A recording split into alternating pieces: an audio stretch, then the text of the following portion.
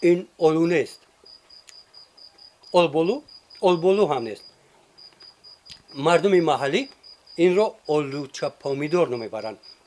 دهقان باشد میگوید که نام این پامیدور پامیدوری چری است. انا در این گرمخانه پرورش یافته است.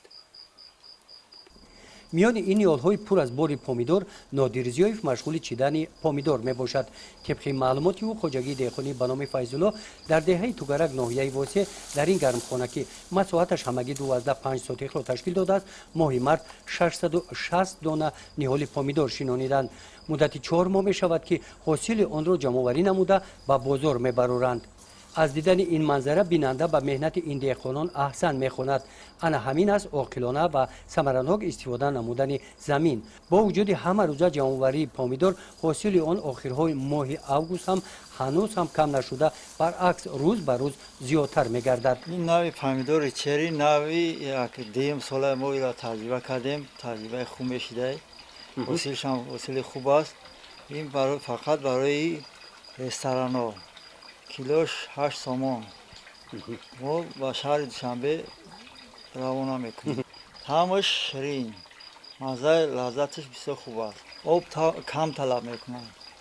پرورشش همه پرنا چی کردیم، تجربه کردیم و مختیمش تجربه فقط با پرو.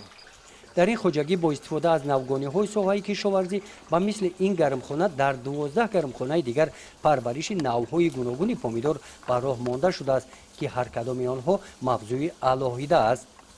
در خواجگی دهقانی به نام فیض‌الله خواجگیداران درآمد پامیدوری چری را به نظر گرفته مقصد دارند که زمین آن را وسیع نمایند. سال گذشته همگی در 2.1 کشتی پامیدوری چری گذراندند. این سال در 12.5 سوتیخ و مقصد دارند که سال آینده زمین آن را به 5 سوتیخ رسانند. گزارش خواجه نظریف خدای نظر ظهروف از ناحیه واسه برای برنامه اطلاعاتی نوید.